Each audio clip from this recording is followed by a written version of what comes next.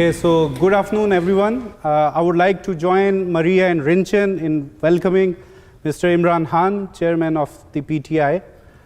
And I would like to say that we share your passion, we share your conviction, we share your struggle to make Pakistan a better country, more educated, more democratic, more progressive.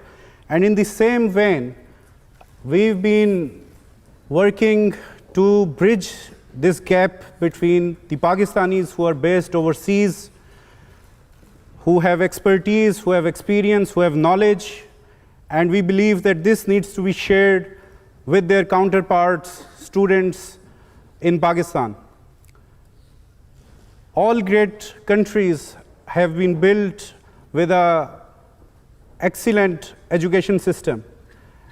And it's also important to improve the quality of information, which is why we have come up with this initiative, which we have named Pakistan Knowledge Initiative. So what this initiative is, we want to create academic linkages between the Pakistani academics, students, professionals who are based all over the world, who have gained valuable experience. And we want to have some seminar series started in Pakistan where they can go and speak to the students, interact with them, and share their experiences with the students in Pakistan. And not just that, but they can also financially contribute by making donations for a number of projects.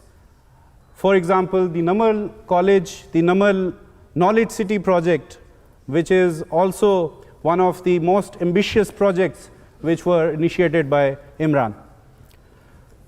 I've been involved with the organizing of Pakistan Future Leaders Conference for the last 3 years. And every year I used to think that yes, we all gather here every year in Oxford from all parts of the country, and we do sit down, deliberate, debate on the key issues that face Pakistan, which is good in its own right and it should be done more often. But I always used to think that something concrete, something practical should also come out of these gatherings that we have every year. So this time when Jonathan Mermegan came up to us and we started thinking around various ideas, this one clicked. And then with the generous support of a number of key contributors, we've got Samiullah Saab, Oxford Aviation, and from Tech Access, Sardar Ghalib Saab, we've got Muzaffar Chaudhry Saab here. With the contribution of a lot of these people and with the support of the academics, students, professionals who have gathered here, come from all over the country, today we have launched the Pakistan Knowledge Initiative, and I'm sure that it's going to play a vital role in making Pakistan better educated and more educated.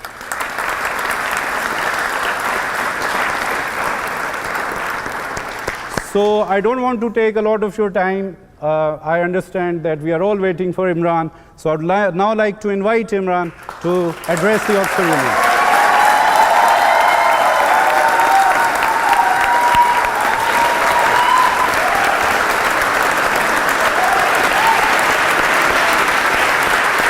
Thank you.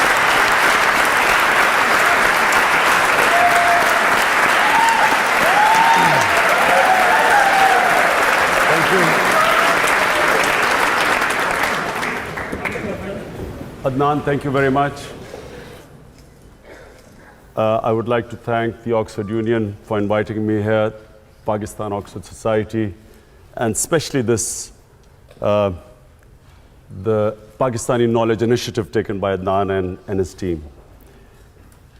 As he quite rightly said, knowledge is the basis on which nations are built on, and this is a great initiative because this will enable our best talent pool, which is outside Pakistan, to coordinate this talent pool so that we can not only collect money for Namal University, but also have the knowledge capital.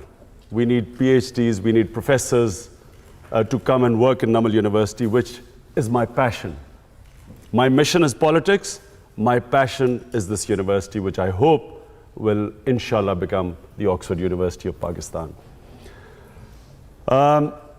The topic today is leadership, and I'm conscious today because my two boys are here, and I don't want them to be bored, so I'll try and be very crisp today, because the first time they've come to hear me. Leadership. All of us have the ability to be leaders. Everyone has the potential to become a leader. What makes a leader? The first and foremost is the vision. Leaders have dreams. And those dreams are beyond the self. There has never been a leader whose dream is concentrated on the self. So my great inspiration is the great Iqbal. Iqbal, in my opinion, was probably the greatest Muslim philosopher in the last 500 years. And he came up with this concept of a leader. He used the symbol of Shaheen, the eagle.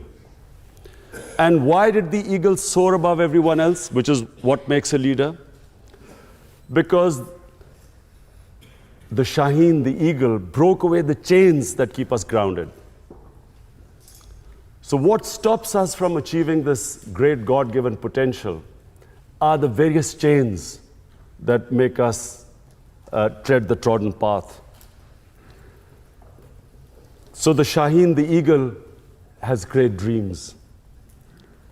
The difference is not talent, difference is not education. Difference is that a leader dreams what others are scared to dream of. Dream the impossible. And then that dream is, I repeat, is not based on the self. They always think bigger than themselves. It's either their nation, their society, and then they struggle to achieve that dream. Now, the quality that distinguishes leaders is their ability to take pressure. Winston Churchill became a leader in Britain. When the biggest crisis was faced by the country, they looked upon someone who could take the pressure. How do you take pressure? When you struggle. When you struggle and when you have setbacks, you pick yourself up, you resume your struggle. It's eventually you get stronger. Each time you pick yourself up, you get stronger. So, a Nelson Mandela, 27 years the man spent in jail. But his dream was not restricted to himself. He was offered everything. The apartheid regime offered him everything except what he wanted. One man, one vote. A leader never compromises on his dream. The moment you start a compromise, it's a downward spiral. So, it's when you stick to your dream and take all the pressure which you have to achieve that dream, you build that resilience, the endurance, the strength. And it's like physical exercise. The bigger weights you pick up, the stronger you get. The more you pit yourself against resistance, the stronger you get. But above all, no one has ever achieved anything who's always put himself before the society. So whether it was our great leader, Muhammad Ali Jinnah, Quaid-e-Azam, he was dying of TB. He never let anyone know that he was dying because he realized that he was the only one who could have achieved the dream of Pakistan. So it wasn't for him. The dream for Pakistan was not for himself because he was already dying of cancer, of TB. The dream was something beyond the self. And so was Gandhi, another great leader. Mandela, our prophet, peace be upon him, the greatest leader. When he struggled for 13 years, every hardship he faced in these 13 years. And eventually when he headed the state of Medina, and all the hardships they faced, but when he was in the 10 years when it was at the peak of his power, The famous address at Arafat, where 100,000 people standing and him addressing them from the Mount of Arafat. And he asked the people, can you bear witness in front of God that I have conveyed his message to you? So the 100,000 people said yes. And then people started crying. They started crying because they realized that he had just come to deliver a message. The objective was not power. He still lived in that little house, which was that Masjid al-Nabi, the little few rooms which he had when he came with nothing. So it was never for the self. And the moment he had achieved his mission, everyone cried because they knew that he was going to go. Similarly, if you look at any big name, they had a bigger vision. So number one is the vision. Number two, a leader can only achieve his mission if he conquers his fears. The biggest impediment in the way of people achieving their mission is that they get scared. They get scared of humiliation, failure. A lot of people don't attempt things because they're scared that people will laugh at them. People get scared because they're scared they'll lose their livelihood. I'll lose my job, I might not get a better job, and so they don't take a risk. And then, of course, above all, the greatest fear of death. That stops people from chasing their dreams. So fear is the biggest impediment in the way, not just of someone becoming a leader, but from anyone achieving their potential in life. It's fear that stops us along the way, makes us compromise. In my 13 years in politics, so many times, and 16 years in politics, so many times, I was offered compromises to become part of a government, accept something less. There's always a temptation during bad times to accept something lesser than your dream. And that's where the downward slide, as I said, starts. So fear is, you get scared along the way, people will say you can't do it. The moment you accept in your mind that you can't do it, you won't do it. As long as you do not accept defeat, failure cannot defeat you. You only lose when you give up. As long as you keep pursuing your dream, every setback is a time to analyze where you went wrong. Analyze your mistakes, correct them, pick yourself up, start your struggle again. One of the great attributes of a good leader is his ability to analyze where he went wrong. The ability to be their own best critic. They should be able to analyze, because you can always come up with a wrong analysis and go take the wrong road. When you have a setback, you will always have access to a lot of advice. A lot of people will be giving you suggestions. Suggestions are free, so there are plenty of them. It's then the ability to know, and you should be your own best critic. And finally, a leader must have integrity. You cannot have a leader who does not have credibility. People only follow someone who they trust. So all the great leaders, and our great leader, Jinnah, or even his opponents always knew him to be an honest man. He spoke straight, people trusted him, they knew where they stood with him. Of course, that was also the greatest, our prophet, peace be upon him, was called the honest one, the truthful one, Al-Amin. A leader cannot not be credible. You can't be a leader if you do not have credibility. So credibility is one of the biggest reasons why people follow you. They have to trust you to go out and risk their lives for you. So all great leaders always were trusted by the people who followed them. So these are the three main qualities that makes a leader. From my own experience, I found when I played cricket as captain, cricket was the only sport that needs leadership. No other sport needs a leader. The coach is everything. I found in cricket that when the chips were down, the entire team looked towards the captain. Captaincy only came in moments of crisis. If you were doing well, you didn't need a captain, but you needed a captain when there was a crisis. And the moment the captain went down, the team went down with him. As long as the captain would not accept defeat, the players always looked at his body language, not the speeches he made. What was his body language? If his body language betrayed fear, or if the body language reflected defeat, the team would give up. When I was building the hospital, it was far more difficult than something I had ever done on the cricket field. And all along the way, there were people who used to say, you can't do it. The first ever meeting we had, we were trying to clear the concept of building a cancer hospital in Pakistan.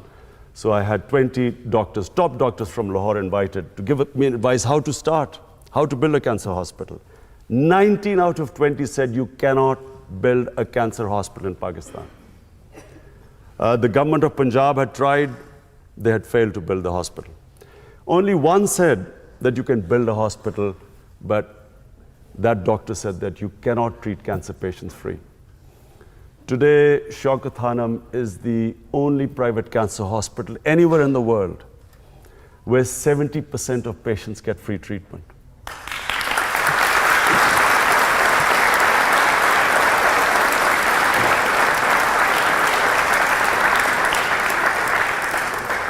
It was awarded by the World Health Organization.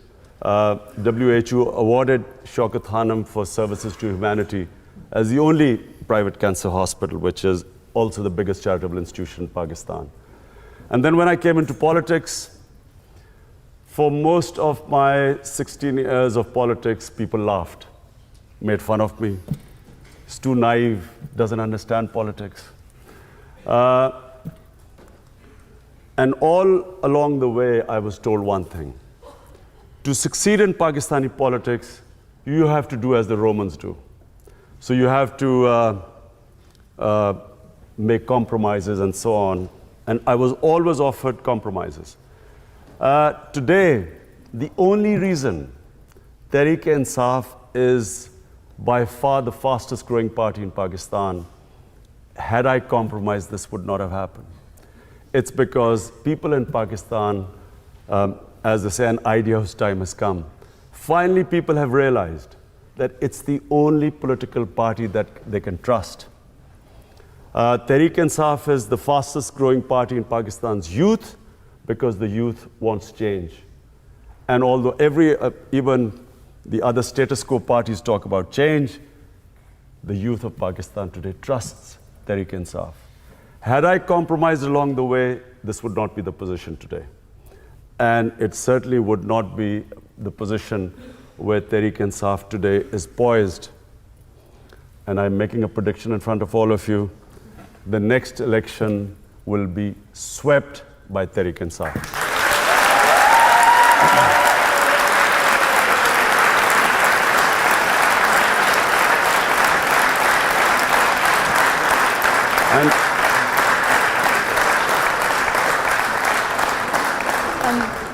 On behalf of both the Oxford Union, Oxford University Pakistan Society, and I think everyone here, I wanted to say a huge thank you, Imran, for coming today and for giving this hugely inspirational talk. I really think I speak on behalf of everyone here when I say that your thoughts on leadership, on overcoming every single fear that we have, and on standing up for what is right are things that we all need to think about a lot, especially for those of us who are students and are looking towards going perhaps into politics later on. As a small thank you from the union, as a former alumni, you said that this might be the last time that you ever come to visit us. So we wanted to give you a photo of, from one of our archives of what the chamber used to look like when Benazir Bhutto was president. Thank you.